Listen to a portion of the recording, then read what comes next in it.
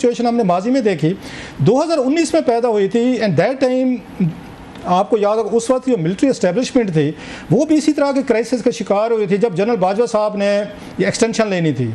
तो वहाँ पे भी जो 3 साल वो एक्सटेंशन ले रहे थे, तो वहाँ पे तो इस तरह की कोई हमने कोई डिवीजन नहीं देखी, कोई लॉबिंग नहीं देखी, लेटरबाजी फ़ौज में नहीं देखी कि जनरल बाजवा साहब को लेटर लिख रहे हैं, उनके जो इमीडिएट सीनियर हैं वो लिख रहे हो, मीडिया पे बहस हो रही है और डिबेट्स हो रही हैं। तो इसका एक मतलब हम ये भी ले सकते हैं कि military establishment as an institution वो ज़्यादा वो डिसिप्लिन है, ज़्यादा पावरफुल है कि उन्होंने अपनी बातें बाहर नहीं आने देनी। नहीं तो वहाँ भी तो एक्सटेंशन हो रही थी और लॉ बन रहे थे, पार्लियामेंट में लॉबिंग भी हो रही थी, वोट भी बन रहे थे। यहाँ पे हमने देखा कि लॉ बनने लगा है तो ये पूरे के पूरे जजेस एक दूसरे से लड़ पड़े हैं। सर इन दोनों को कैसे कंपेयर करेंगे, जनरल बाजवा साहब की एक्सटेंशन और मौजूदा ये चीफ ये जस्टिस साहब की, दोनों में मतलब है वो आ रही हैं, चेंजेस आ रही हैं, लॉ आ रहे हैं। How do you see that sir? तो आप ये कह रहे हैं कि एक्सटेंशन जब हो रही थी उस वक्त ज्यादा बहस नहीं हुई? नहीं, कोई बात ही नहीं, मैं फौज के अंदर की बात कर रहा हूँ ब्रदर, मतलब मीडिया पे तो हुई थी, फौज के अंदर हमने कोई इस तरह की डिबेट नहीं देखी, लेटरबाजी नहीं देखी, चीफ लिख रहा हो, चीफ को कोई और लिख रहा हो, वहाँ पे कोई डिबेट नहीं थी। वो उस मामले में वो थे मुद्दे थे कि ठीक है चीफ को लॉ के तहत मिल रही है तो मिलती रहे, यहाँ पे वो नहीं है। मैं ये बात कह रहा हूँ सर, ये सुप्रीम कोर्ट में सर उसका मुझे एक ही वजह नजर आती है रोक सर, फौज वो आपने सुना होगा, आपको याद होगा DGISPR ने कहा था जिस तरफ चीफ देखता है फौज उधर देखती।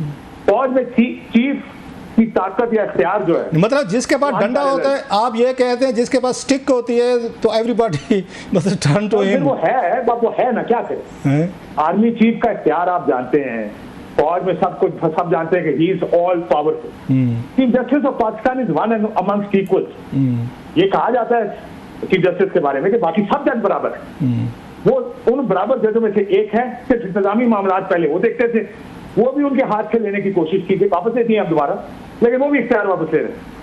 तो जब बराबरी की बात होती है ना, जज बराबर है, मैं अगर खत लिखूंगा चीफ जस्टिस मेरा कुछ नहीं कर सकता तो मैं खत लिख दूंगा, लेकिन अगर मैं आर्मी चीफ के खिलाफ खत लिखूंगा तो वो मुझे उठा के शायद एक तो रिटायर भी कर सकते हैं, वो हो सकता है मुझे उठा के किसी ऐसे कोने में भेज दें, और इस्तीफा भी ले सकते हैं सर, इस्तीफा भी ले सकते हैं। आपको पता है जनरल रिजवान साहब से भी, उनको भी इसी तरह घर भेजा गया, इस्तीफा तो नहीं था, खैर उनको हटा दिया गया था DGISI की पोस्ट से बाजवा साहब ने। ठीक कह रहे हैं सर, एग्री विद यू, वहाँ पे पावर ज़रा डिफरेंट है। जी सर, काशिफ आवाज़ आप कह रहे हैं, आप बात करें। नहीं मैंने कर ली थी। अच्छा सर, थोड़ा सा इसको ये तो चलता रहेगा, आप भी मौलाना फजल रहमान साहब के कल उसमें शामिल थे जो उन्होंने IT की थी, जर्नलिस्टों से मीटिंग्स की थी, आपको उन्होंने मना भी किया था कि भाई आप इस तरह की शरारतें ना करें, कोई शरारती सवालात भी आपने किए थे। आप अपनी रीडिंग शेयर करेंगे जो कल 2.5 घंटे की मीटिंग्स हुई है मौलाना साहब की, क्या गुफ्तगू रही, क्या रही, आपका क्या एनालिसिस है कि मौलाना साहब क्या चाहते हैं, मामलात अभी अटके हुए हैं, नहीं अटके हुए? आज PTI के लोग आए हुए थे, उनके साथ भी मौलाना साहब ने कहा ये तरमीमें आप भी ले आएँ, हम भी ले आते हैं, पीपल्स पार्टी को भी कहा है आप भी ले आएँ, हुकूमत को भी कहा है।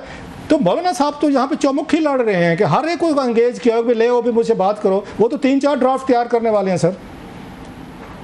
देखिए मौलाना साहब, आपको पता है कि सियासत में ज़हीरत तरीन लोगों में से एक, I agree sir, true, is a very very smart man. Yes, और पॉलिटिक्स में किसको कैसे कब इस्तेमाल करना है, आप अपना एक पुराना आर्टिकल निकाल के पढ़ लें, यही पॉलिटिक्स होती है जी।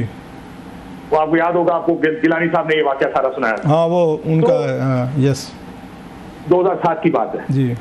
तो मसला ये है कि मौलाना साहब की बात से मुझे ये लगा कि मौलाना साहब हुकूमत के करीब तर है।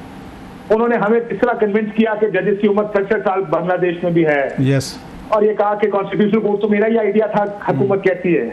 उन्होंने ये भी, आप याद होगा कामरान उज्जा साहब ने कहा कि अगर हाई कोर्ट के जजेस ट्रांसफर हो तो हमें इससे मसला नहीं। उन्होंने कहा सनसेट क्लॉज डाल दे मिलिट्री कोर्ट्स के अंदर, तो ये आप मिसिंग पर्सन का मामला खत्म हो जाएगा। ऐसे तो नहीं हो सकता कि लोग मिसिंग पर्सन हो रहे हो, तो बेहतर है कि उनका कोर्ट में ट्रायल हो और जल्दी जल्दी फैसले हो।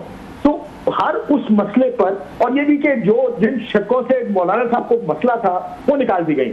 तो हमें वो सारी, मुझे सारी बातें सुन के लगा कि वो हमें बता रहे थे कि यार मेरे सारे तहफ्फुज़ात को दूर कर दिया गया।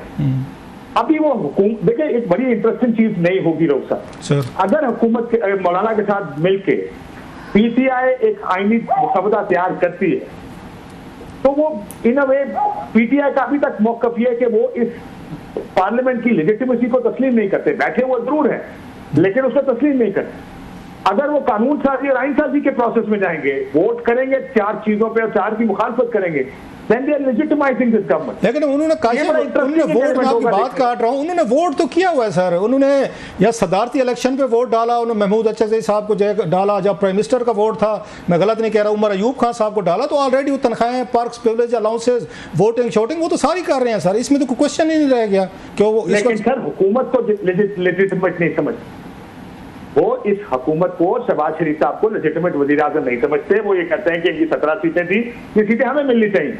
ये दोनों में फॉर्म 47 की गवर्नमेंट है, तो आईनी तरमीम इस हुकूमत के साथ करना, लेजिटिमेसी देना है इस हुकूमत को। तो ये बड़ा इंटरेस्टिंग एलिमेंट होगा कि मौलाना उनको खींच के आईनी तरमीम करवाने की तरफ ले जाते हैं। आप कह रहे हैं मौलाना फंसा, आप ये कह रहे हैं मौलाना फंसा रहे हैं उनको, कोई ट्रिक यूज कर रहे हैं? मैं बिल्कुल ये नहीं कह रहा सर, मैं बिल्कुल ये बात नहीं कर रहा, ये आप कह रहे हैं, मैं सिर्फ ये कह रहा हूं। आपकी बात से तो मुझे यही लगा है कि ये नया ट्रिक है इमरान खान साहब को फंसाने का, कि ले जाएं और उनसे वोट करवा दें।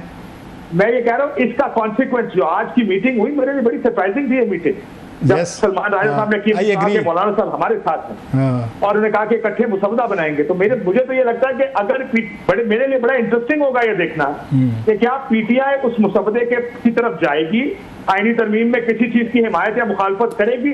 बिकॉज अगर वो करेगी तो फिर मेरा ख्याल है वो डायरेक्टली या इनडायरेक्टली इस निजाम को लेजिटिमाइज कर रहे हों, तो बड़ी इंटरेस्टिंग डेवलपमेंट होगी पॉलिटिकली। राइट। अच्छा सर, लास्टली ज़रा थोड़ा सा इमरान खान साहब की लाइन फिर दोबारा हार्ड हुई है। रऊफ हसन साहब कह रहे थे जी हम सबसे बात करेंगे, फौज से करेंगे, एजेंसियों से, मतलब एस्टेब्लिशमेंट का ओवरऑल हम सबसे बात करेंगे। खान साहब ने आज कह दिया जी उनको गलत फहमी हुई, हम किसी से नहीं बात करेंगे। ये क्या बात है? रऊफ हसन साहब जो अपनी अलहदा से पार्टी चला रहे हैं, अपना थिंक टैंक चला रहे हैं, जो वो उनका दिल करता है कह देते हैं, खान साहब कहते हैं उनको पता ही नहीं है, या ये कोई गुड कप बैड कप खेला जा रहा है कि आप जो हैं आप कहेंगे हाँ हम करना चाहते हैं बात, रऊफ हसन साहब मैं कहूँगा नहीं करना चाहते, जैसे नवाज शरीफ साहब, शहबाज शरीफ साहब खेलते थे पुराना खेल जो है गुड कप बैड कप। तो how do you see that sir?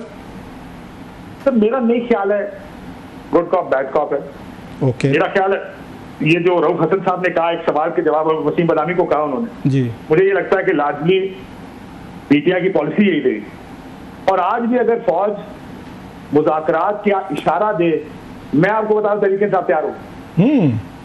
Tehreek Insaf की इतनी सख्त पोजीशन इसलिए है क्योंकि फौज की तरफ से इशारा नहीं, या वो किसी मुज़ाकरात के लिए तैयार नहीं। मैं इनकी position actually would want to see कि कल अगर वो कहते हैं आए मुज़ाकरात के लिए मेज पर बैठे, तब तहरीक इंसाफ का रिएक्शन करो। क्या वो ये कहेंगे कि हमने आपसे मुज़ाकरात नहीं करने? अगर नहीं करने तो किससे करने?